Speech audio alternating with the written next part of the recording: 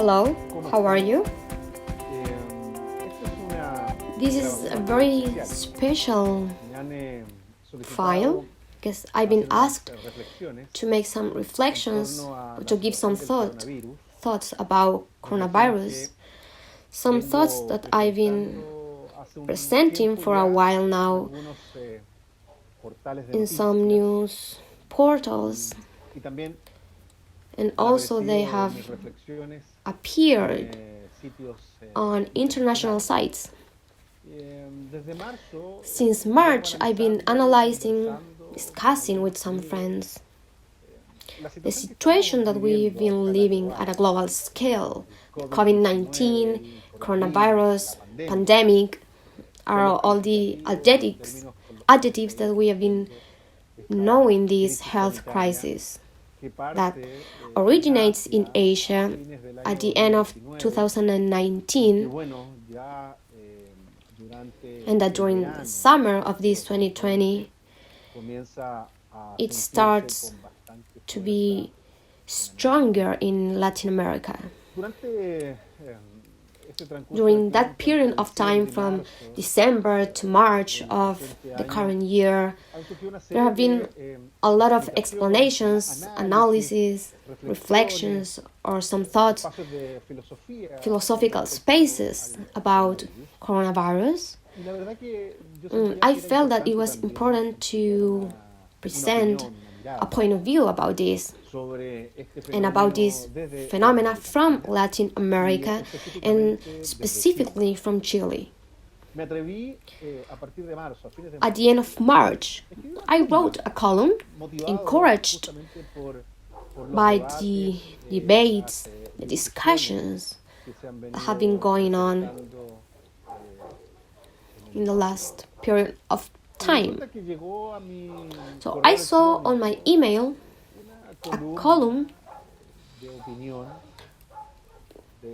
from CISEC by its acronym in Spanish, and that it was relevant to propose maybe or discuss or analyze if we will find a kind of new society after coronavirus. And what I mean with that is that if this pandemic will provoke any type of transformation or alteration of the social codes or in the manner in we behave with others, or of the economical system itself. So I was encouraged, first of all, to read the column of CISEC,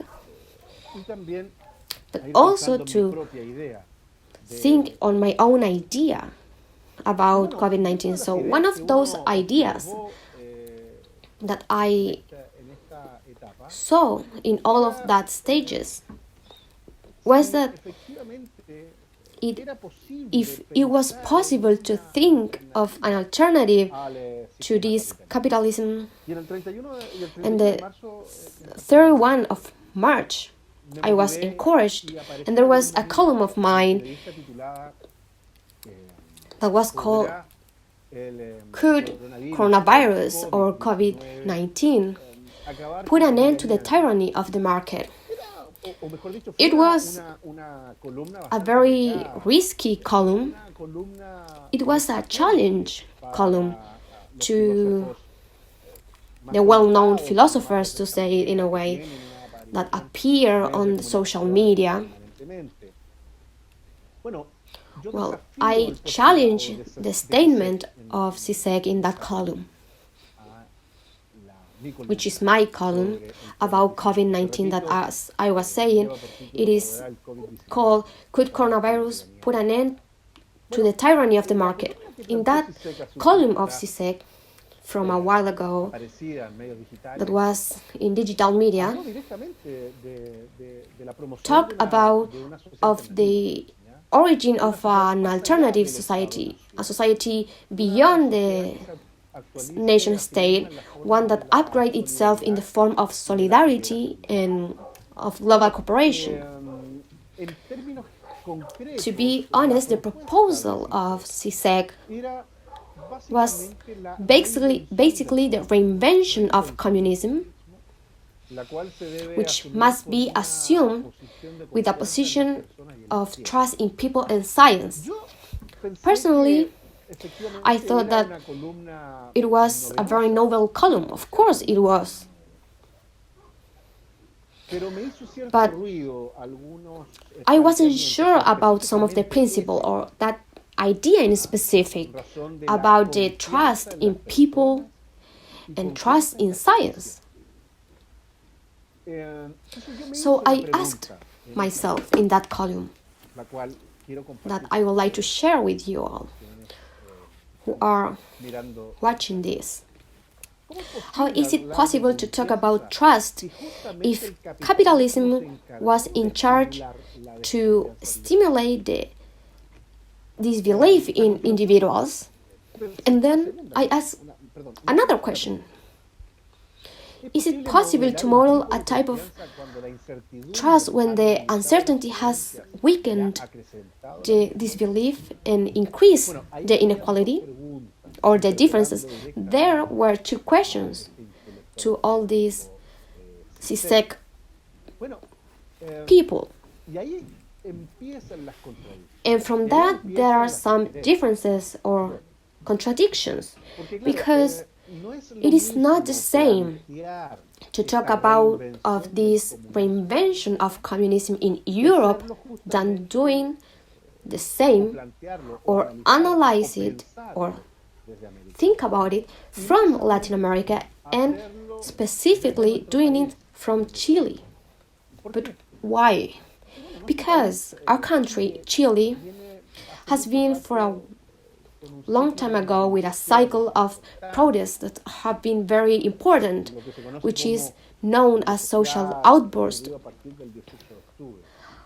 From the 18th of October till now, which is a critical point of view now that we have with other social agents that have contributed to generate or produce this critical point of view of this situation. So in this column that I analyzing, explaining briefly, I start from that question, that concern, because it's not the same to talk about, analyze, or think of that in Europe with higher standards than us, than doing the same analysis with COVID-19 here in Chile, with social protests and with a social movement that have been increasing significantly. So there's a very important difference. Hence, the proposal of CISEC may go along with that idea, the cultural, social position of Europe, but it's very different from what actually happens here because of other cultural codes, because maybe there are more spaces where there's trust that we have been feeling here in Chile. Actually, the 18th of May, there were protests that are as a response not only because of the social movement, but also to this sense of uncertainty, of disbelief and fear of the future that has been deeper because of this COVID-19. So that column is a response to the statement of CISEC that can be true, but it also has this kind of limitations in the sense of think of distrust when the contrary has been happening, at least here in Latin America. So the possibility that the tyranny of the market, as I call it, that in my column, could be eliminated because of coronavirus could be, because I don't think, but because of COVID-19, there's no type of movement in the basis of the economy and also the form or ways of the society of consumerism. So I present an alternative. it's not that I just question the point of view of CISEC, and also a similar view that goes with the CISEC point of view is proposed by Jung Chun Hal, this Korean philosopher. So even though he stepped aside from what CISEC said, it also talked about of a police state, which is also a state that has been in our country for a while now. So that police state is what we have been watching and analyzing, has been deeper and have been trying to make it perfect to see all these situations that have produced this pandemic of COVID-19. So what's my point of view about this situation specific? Well, this pandemic has laid bare this situation of capitalism and what they have done to us, and that's very important that I think that flourished again because of this COVID-19. Even though without a doubt that submission, which is political, it's deeper here in Chile than in other parts of the world, but still is a capitalism aggressive that we have here. So COVID-19 has put into question this economical model. We talk about of a great recession. Our authorities have been talking about of social pandemic, among many other terms.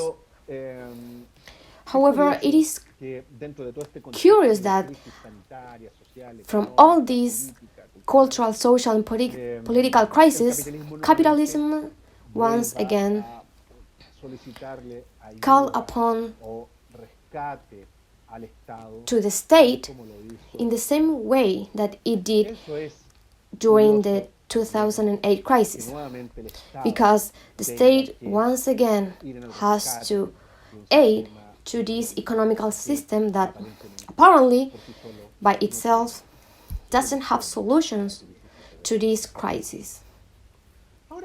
So now, while the Latin American states have been watching with horror how their governmental programs have been altered, in this column that I was talking about, I propose an alternative, let's say, to the capitalism, which is known as collaborative socialism, which the concept of socialism could generate some discomfort in the richer people, but it's understandable because they do not trust in the articulation of the social part of the society or in the solidarity, because they trust in the individualism for the increase of the economy.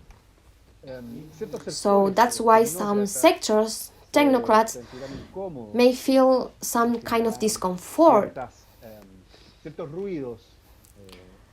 right now to face this idea. So when in Chile the dignity of workers have been trampled by the government, we have to think of policies that are economical and social that could help and give some hope to this country. So this collaborative socialism must be or must contain solidarity and have a social sensibility in order to gain that trust that CISEC proposed in their column of coronavirus. But we have to still work on it. There are some issues in the last week because of all the situations and because of these protests and transformation of this coronavirus social media and some other social agents or people who works in the TV, they have been talking about this idea of stay at home. So we have there the possibility that through COVID-19 or the coronavirus, we can see some changes in the paradigm. And one of the biggest paradigm that here in Chile we have, and that's a very strong presence, is inequality. At the end of April, thinking of this hashtag on this idea or communicative resource of the stay at home, some media started to provide information of how to go through this pandemic in your space or within your space. So the truth is that what I've witnessed is the inequality in itself. I started a new column, the one of the 19th of April, with this title, The Architecture of Inequality, because for me, COVID-19 was, what it was doing was to show that high part of the society that sometimes may create some discomfort to the richer population, as it is the inequality in itself.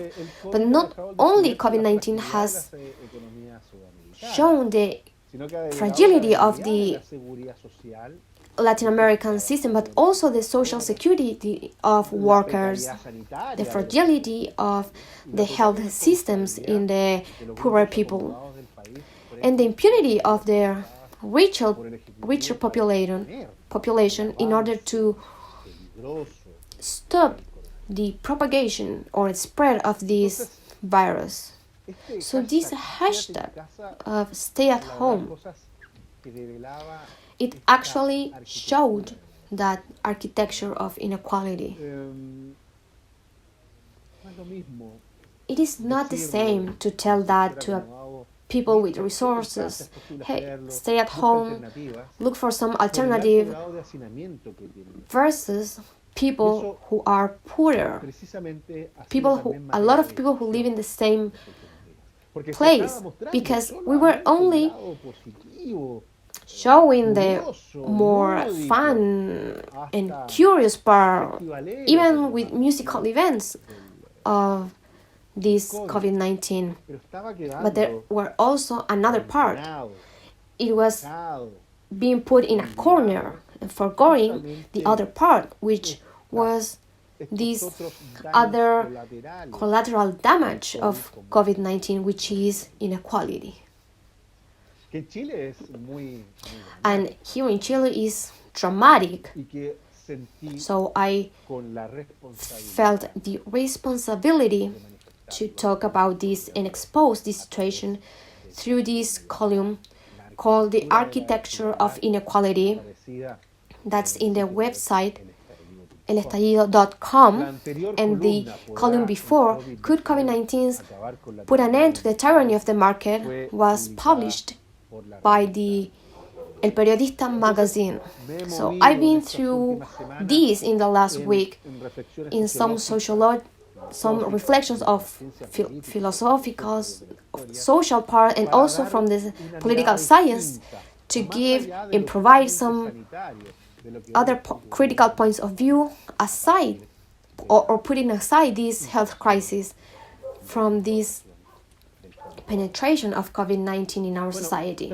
So after the popular uprising from the 18th of October, the architecture of inequality was once again a motive to critique, because it was against this jelly-like situation of the state that needed to be shaken, because it was necessary to show that things were done wrong. So coronavirus showed even more that individualism and that inequality were the real powerful enemy. an enemy used to branch out to every corner with total impunity and with a bourgeois protection. So what COVID-19 does is to question both behaviors, the one of accumulation and inoculation, and also to add the individualism here, insisting that in order to get rid of those social vicious and how authorities have said and some international organizations, we have to do the social distancing and to pay attention to that message of stay at home and, of course, always washing your hands. But, well, that's pretty clear. But in order to do it, you have to have a house with some spaces. Additionally, you have to, or you need to have access to water in a country where have been having trouble with this resource, which is valuable to society. Which means that it's easy to say stay at home when you have spacious place to stay and when water is available just for one part of the people. With all that, you can pay attention to all the instruction of the authorities to assume this quarantine with a very happy and fun way to do it. But that also is synonym of inequality. And why not of privilege? Because only a few percentage of population can actually do it. The stay at home should make us think it is possible to do it in all places in our country? Clearly not. It's very difficult because that stay at home means that only a few percentage of the population can stop their activities, and the other part of the population that has been systematically hit by this system has to continue working to create this false normality. So the point of this is that with this high inequality in our society, it is clear that the popular sectors still suffering with this pandemic, and they also have concern and they see with horror that they are still put aside from the government and they wait for someone to help them. So I must insist, and to conclude this presentation, that not everything will stay the same way after coronavirus. The world waits that something will change. Well, we will see that in the work of all the people that are in the social science, in philosophy, sociology, in the part of the history or political science, we will have to do something. We will have to propose something in order to reduce the inequality that we have been watching and has been in the rise. We can reduce it to its minimal expression.